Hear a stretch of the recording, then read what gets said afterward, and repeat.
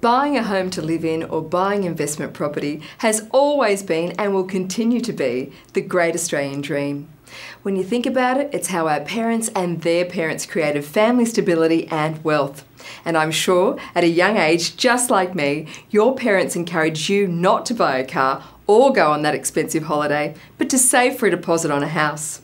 So if you're watching this video, it's likely that you're already thinking about buying investment property.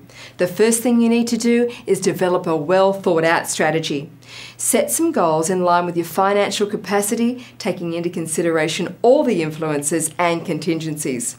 Remember, buying investment property has several benefits, including the potential to generate capital growth, generate rental income, and gain potential tax advantages associated with negative gearing.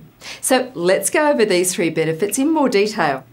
Capital growth is the increase in the value of your property over time. It's important to consider potential capital growth in your purchase decision. What is the expected increase in the value of the house? Will the property enjoy high demand in the future? And remember, high increases in the past are no guarantee of continued high growth. Another tip, because land value tends to result in greater capital growth, houses are more likely to experience growth than units or townhouses, but it really does depend on the area. When thinking about the rental return, you need to answer these questions. How much rent can you reasonably expect to obtain? Are you able to cover the difference if it does not cover your mortgage repayments?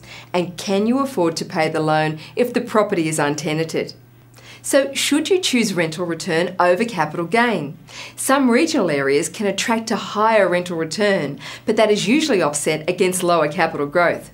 In the past, the focus of property investment was to offset losses against income. However, for many, having cash flow positive properties is much more valuable and practical. The decision is purely individual though, and advice from an accountant is recommended. With negative gearing, you can deduct the costs of owning your investment property from your overall income, reducing your tax bill. Costs you can claim as an expense include rates, water connections, house and building insurance and strata costs, maintenance and repair costs, depreciation of new buildings, improvements and internal contents, interest on your investment property loan, and interest on money required to undertake improvements or pay for outgoings, and land tax in some states and in some situations dependent on the value of the land. As mentioned earlier, you can also positively gear an investment property, but finding these opportunities are more difficult, and it may also mean that you may be liable for income tax on the positive profit. I hope you found this video helpful. For more information on buying investment property and investment property loans, call Resi on 136126 or visit us at resi.com.au.